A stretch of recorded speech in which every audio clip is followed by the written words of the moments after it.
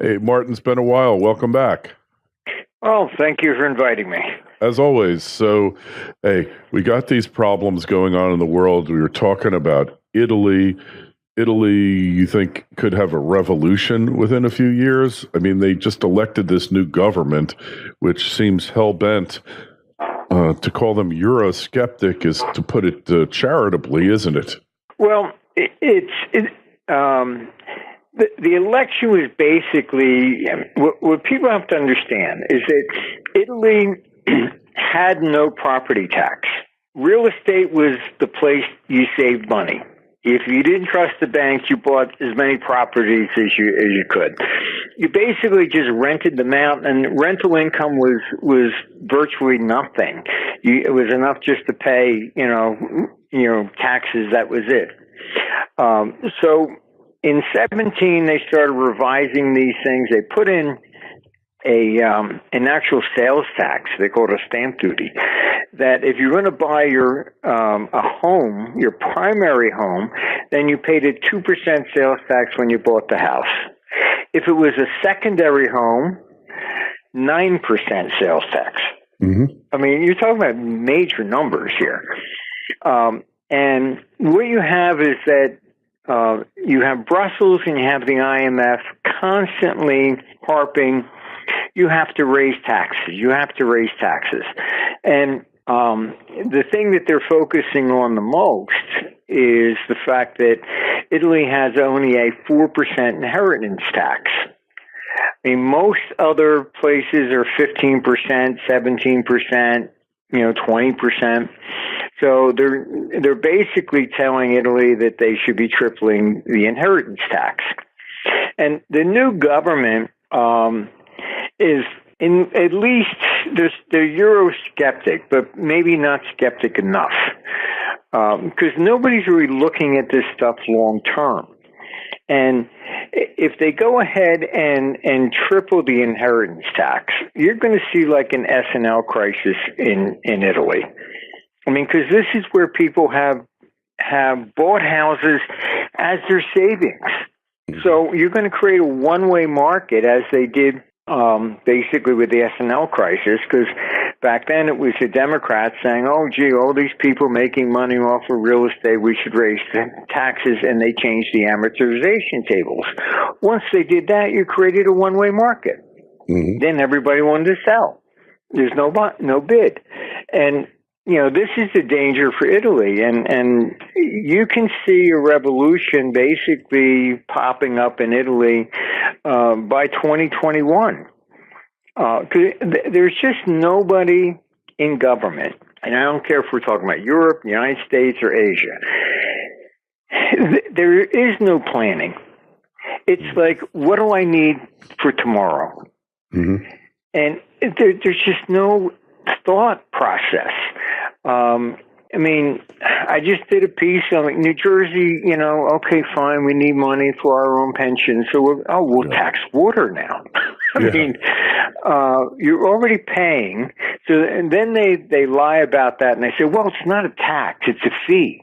Well, if it's a fee, then it should be a flat fee. No, they want 10 cents per thousand gallons. Yeah. So it's a tax. You can call it whatever you want, but if it's going to continue to rise with your usage, it's not a fee like a driver's license. Mm-hmm. So, but it's systemic, and the problem is that politicians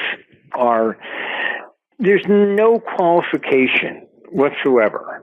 Mm-hmm. I mean, you just look at this girl who was 28, just elected in New York. Ocasio-Lopez. In the primary. Ocasio-Lopez. I mean, fine, nice-looking girl, whatever. She was a waitress and a bartender.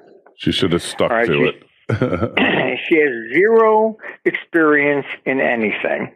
Cortez. And this is why around the world they call it the Trump revolution. But, people don't understand what it is.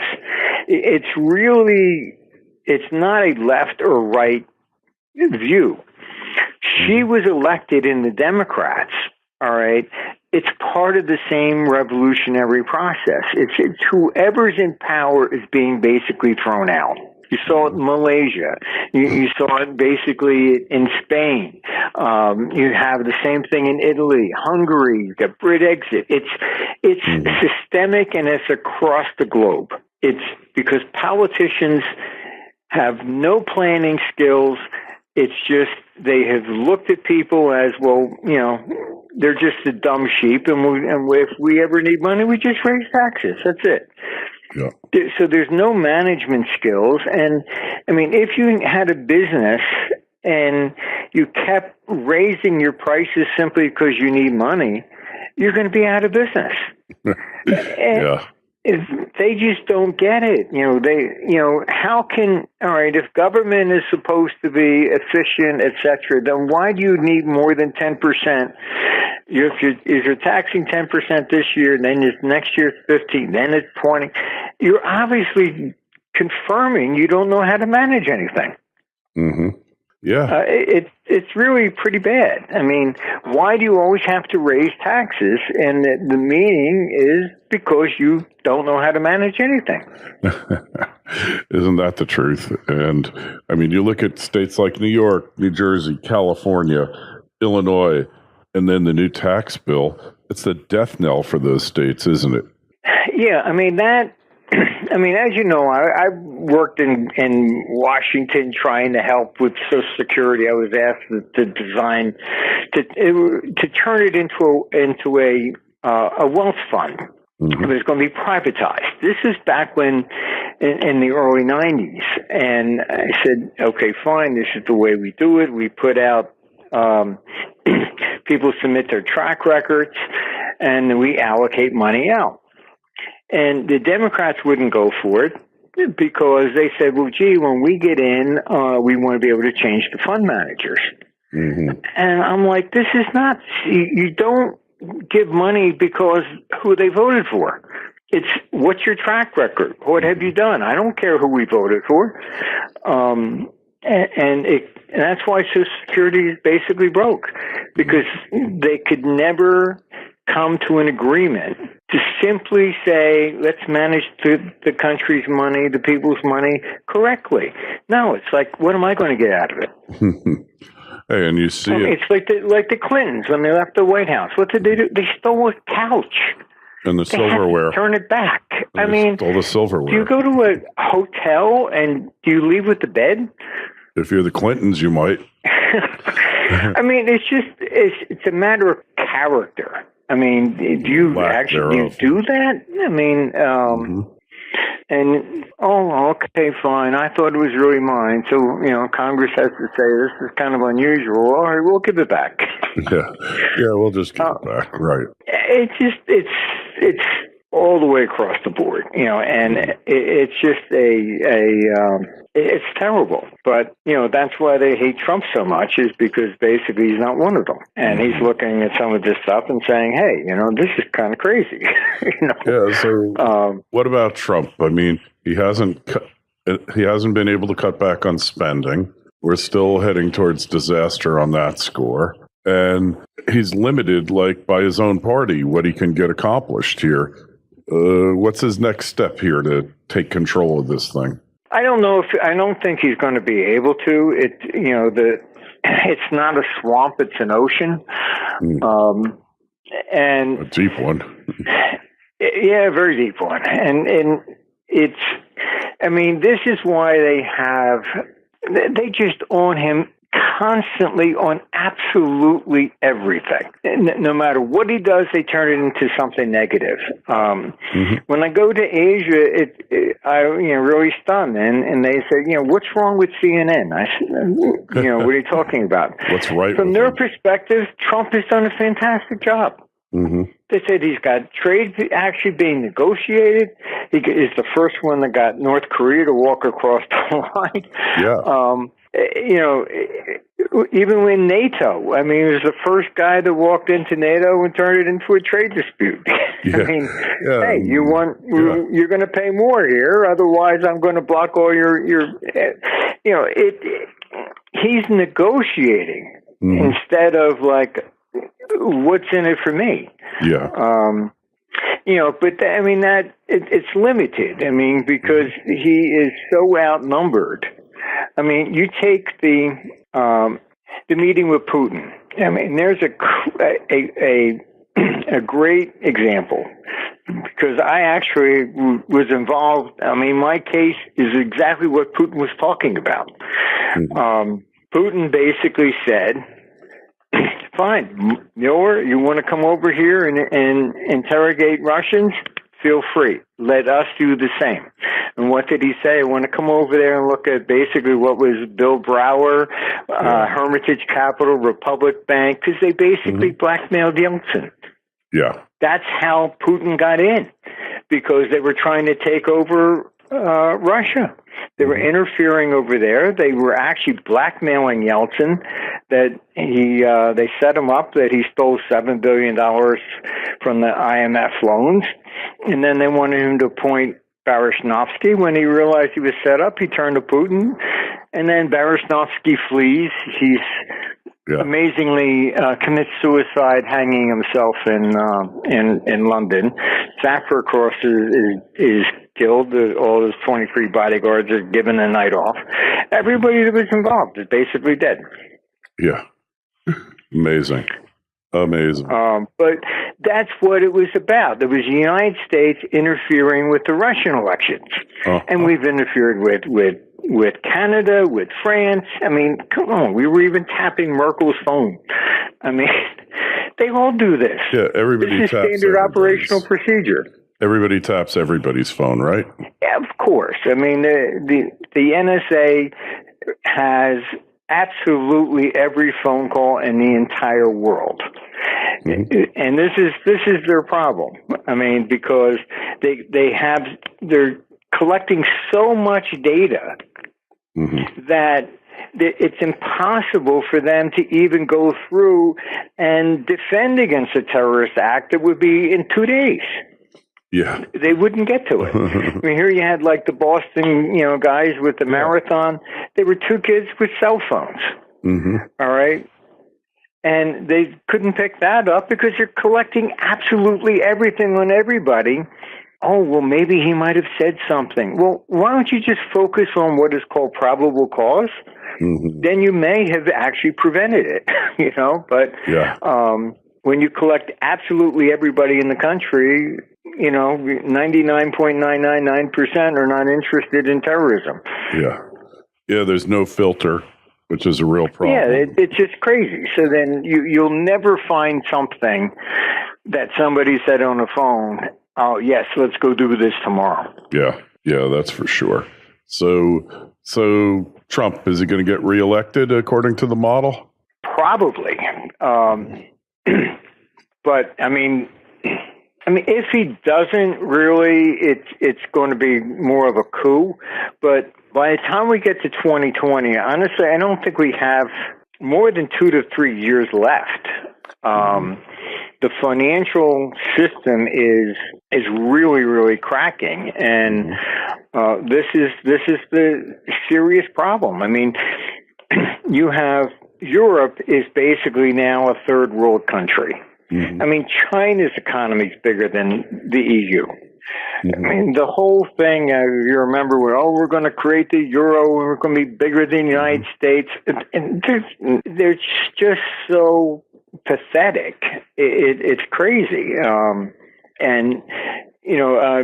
been in, I go over to Brussels, at least 3 times a year. And, all they've done is try to basically be authoritarian. They're trying to force everybody to comply with their rules. And the problem is you had Merkel with the refugee crisis. She's the one that just unilaterally stood up and said, oh, I'll take them in because my polls are down. It wasn't submitted to the European Parliament. Nobody voted for this. And then when she creates the nightmare, then, oh, gee, well, we have to support her. And then they dictate to everybody else that you have to take some of these people because Germany can't handle them all. Yeah. I mean, it just came out. I mean, the police report leaked out. She's like trying to deport people now. because now she realizes that she's about ready to get kicked out because everybody's so angry about this. They can't even find 50% of the people. Of course not. Who knows where they are? Nobody knows where they are. Once you're in any country in the EU, you're in the entire EU. You could be anywhere. They blended in and they're gone. And they're trying to deport these people. They went, oh, well, they're not really from Syria. Well, where are they? Well, nobody knows. It's just a mess. Complete mess. That's for sure. And the Italians are rebelling against it now. The new Italian government is sending the ships back. Say, hey, go drown. We don't care. Well, that's a classic example. Italy was being forced to take in all these people. Then they went to Brussels and they said, well, off of the criteria for our budget, we should get a compensation to take care of all these people. And Brussels said, oh, no, you can't do that. You still have to comply with this. So then Italy said, all right, fine. Well, we're going to allow them, we'll give them passports and we'll let them go north. Then they send in troops to block anybody from moving. Yeah. So it's like, what are you doing? There's no rational understanding here. There's a serious problem. And they just try to force their way through it. So, yeah, Italy's got to, say, okay, fine, that's it. We can't afford this. Yeah, exactly. And that's why I say that, you're probably looking at a revolution because trying to work with Brussels is impossible. And so at the end of the day, they're going to have to leave the euro. That's it. The euro is basically going to collapse. Yeah. So, and we see it again. It's been declining against the dollar. Not that the dollar has been so healthy, inherently healthy, but relative to the world's other currencies, it's the last man standing, right? It's the prettiest of the three ugly sisters, they say. China's not ready. Still has, currency controls and things of this nature. I mean, that's why real estate over there has been doing so well, because people, if they can't get the money out of the country and they don't necessarily trust the banks, so they've been buying property. Yeah. And so it's kind of similar to Italy in that respect. And I mean, that's why Bitcoin was doing so well. Nobody, it's Bitcoin. No, it wasn't Bitcoin. More than 80% of all the terminals were in China. It was just a money laundering operation. They were using Bitcoin to get the money out, and then they'd sell the Bitcoin and go buy property in Vancouver. Yeah. Yeah, Vancouver, as they call it now, is just up there last week. I mean, all you got to do is pick up the rug a little bit and just look. But, I mean, China will eventually become the financial capital of the world. But, I mean, they're getting there slowly.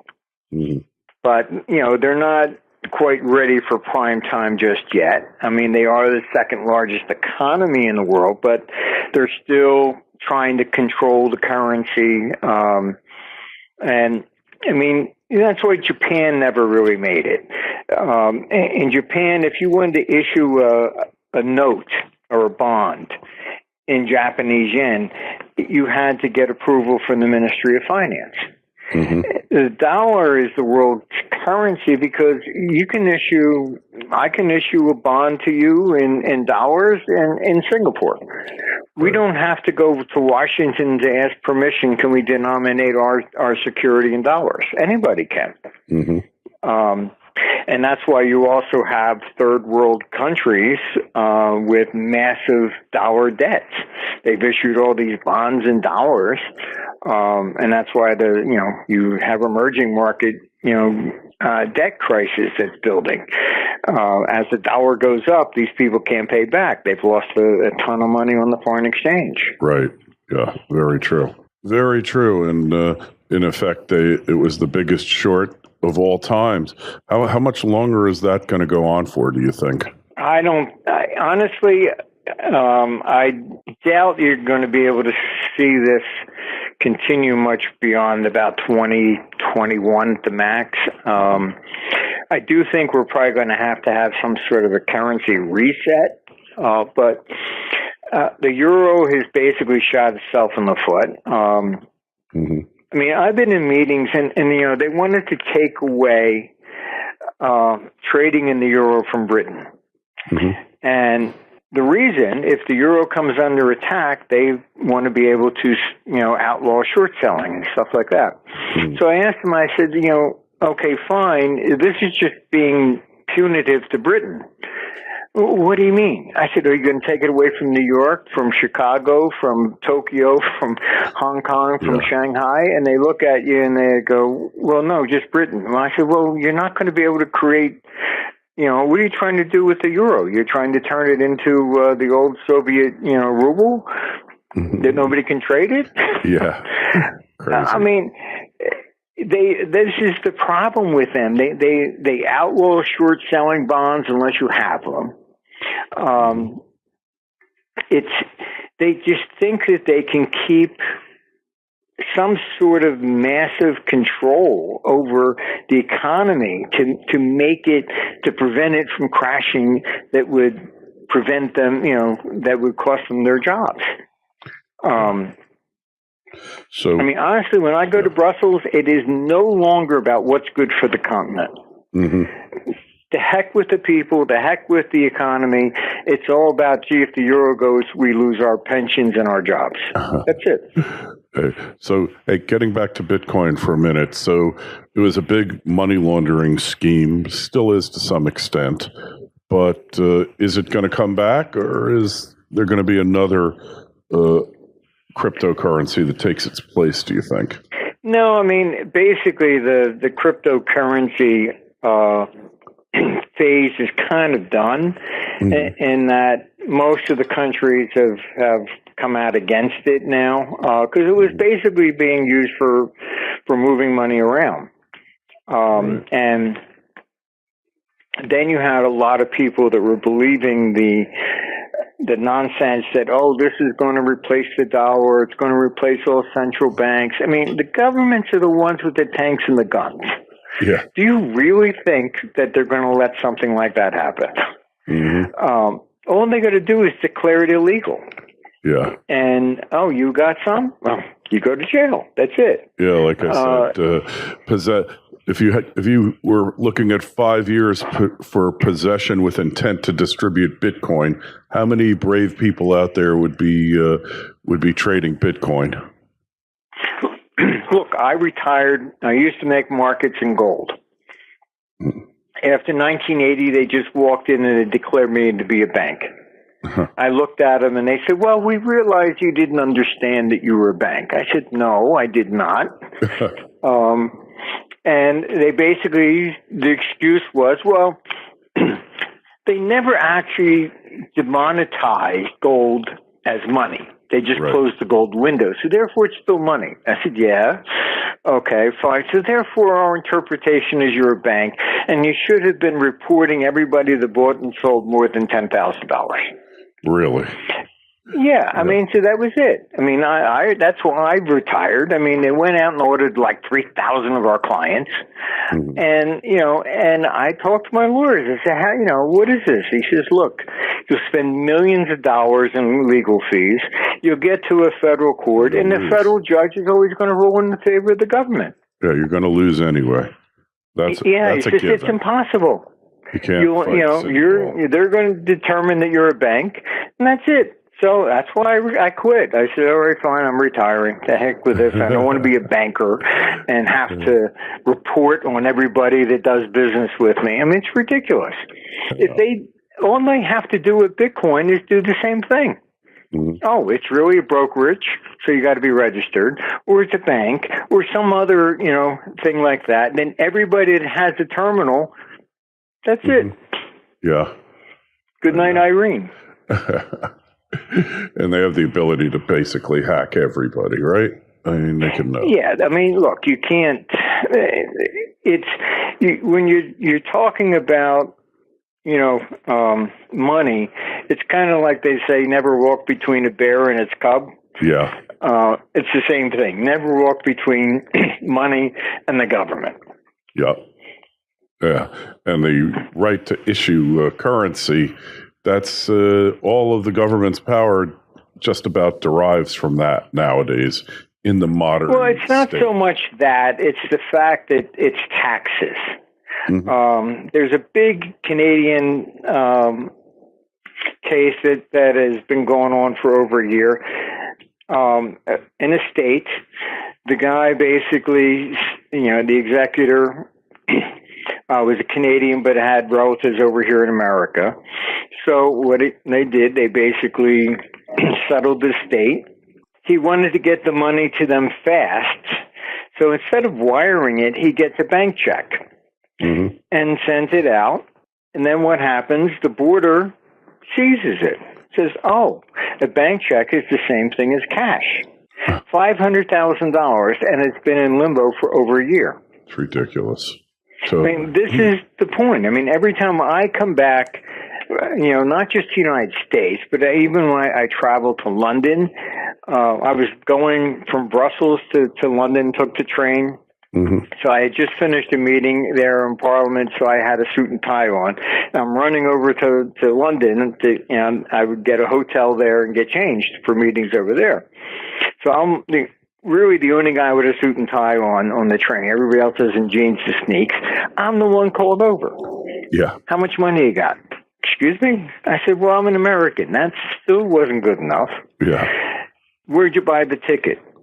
I said, Brussels. I'm over here for meetings. I go back, and I'm flying home from Frankfurt. I said, I'm not an expat. I'm not living here in Britain. Then they would finally let me go. But I had to prove where I bought my ticket. Oh, God. Yeah, well, that's totalitarianism at its best, right?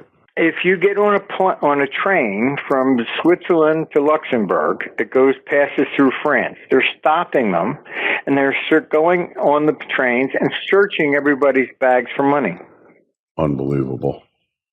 It's just wholesale confiscation. Yeah.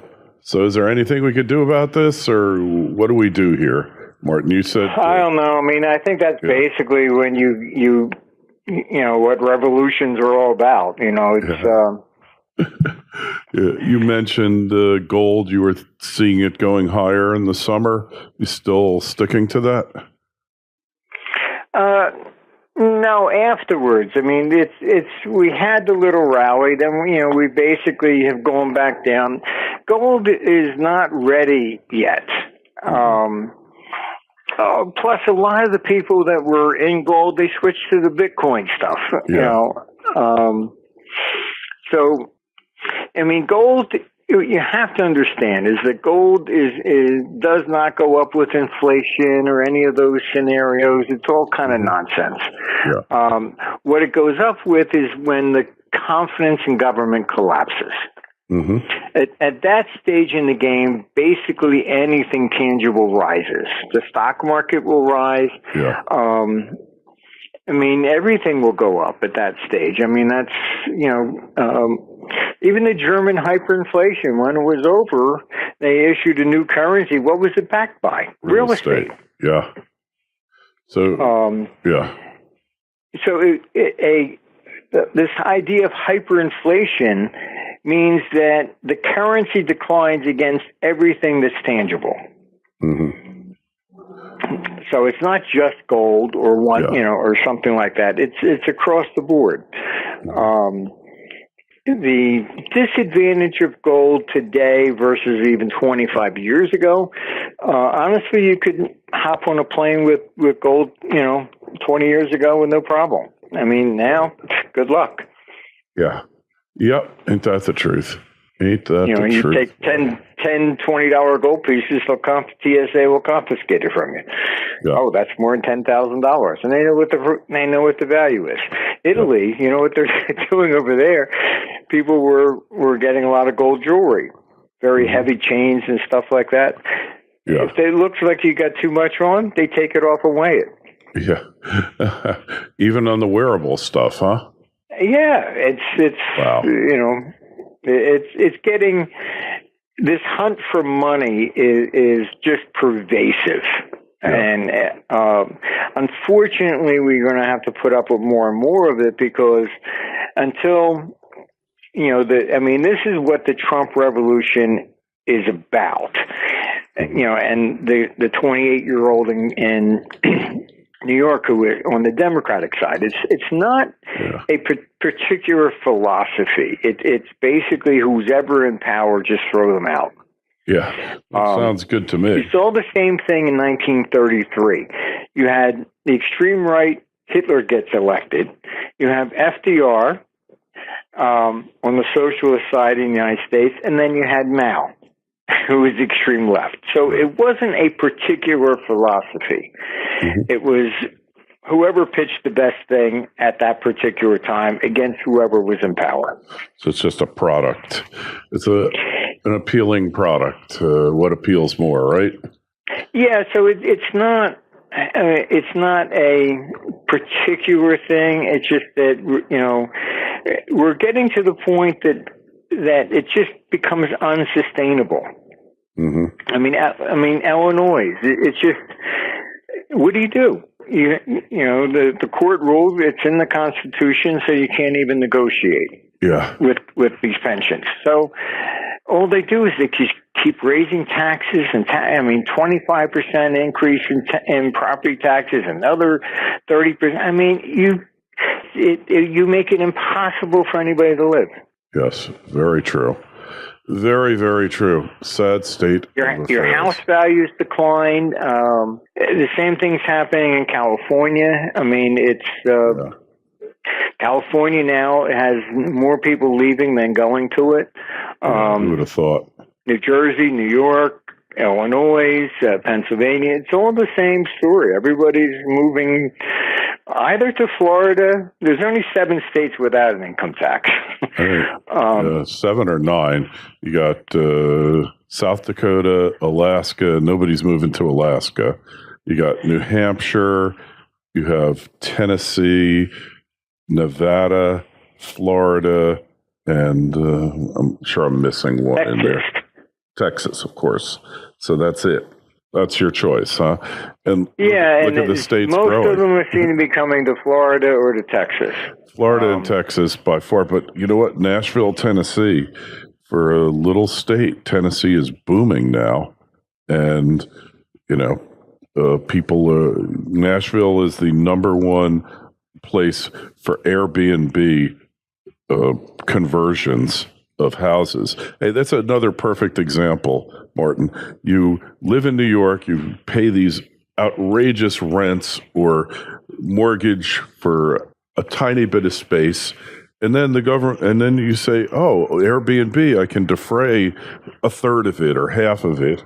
This is great. This is the best thing ever. I'm going to do Airbnb." And then what happens? The mighty fist of the government comes down on you, right? Oh, yeah. I mean, they're doing the same thing in Greece. Mm-hmm. They're going after people to rent their houses. Yeah, like, hey, it's your house, I thought you had like a certain bundle of rights that came with your house, and then the government can just forcibly eviscerate your bundle of rights and take them away from you because it might affect a hotel's occupancy rate by 0.5%. I don't see the plaza suffering from Airbnb. Do you, Martin? No. I mean, this is the problem with the American justice system. It's really just us. Not us. That's it. Hey, we've seen it. We've seen it. Mm-hmm. The problem is that Congress can legally pass a law that everybody has to kill their firstborn. Mm-hmm. Nothing there can prevent them from passing such a law. Yep. All right. What happens is now they come and they say, okay, fine, you have to kill your firstborn. Mm-hmm. Now you have a right to finally object. All right. If I don't have a firstborn, I have no standing in a court of law to say I think that law is unfair. Oh, sorry, it's not applied to you, so get out. Yeah. That's the problem we have with law. So they can do anything they want. Mm-hmm. And it's your burden, and you have to have the money for legal fees, etc., to get all the way to the Supreme Court to have it declared unconstitutional. Mm-hmm. It's a very unfair system. You know, it should be that if Congress is going to pass a law, it should go to the Supreme Court. Supreme Court should rule first. Yes, this is good. No, it's bad. And send it back. It shouldn't be the burden of every citizen in the country. And if you don't have enough money, you don't have any rights.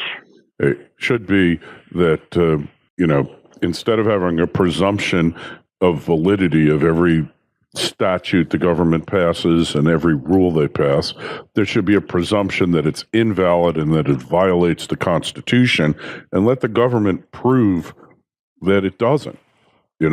That was our big mistake, is deference, judicial deference to the executive branch. There should be no deference. It should be the opposite of deference. It should be constant scrutiny, assuming that you're trying to screw everybody, because that's what you do when you're in government. Yeah, I mean, they've turned the Constitution upside down. It's a negative document that is supposed to have been a restraint upon government. They've turned it into, oh, you waived your rights, so I get to torture you. Yeah. Hey, excuse me, you're not supposed to torture. Oh, but you waived it. It's okay now. Yeah. Hey, and we've seen it over and over and over again. And Trump has attempted to do something. I don't know what really one man can really accomplish. Was it Jefferson who said one man with courage is a majority? I know. I think those days are gone. Yeah. But I mean, you look at that Putin meeting. Why did the Justice Department come out 2 days before and indict the Russians? That shows the deep state working against Trump.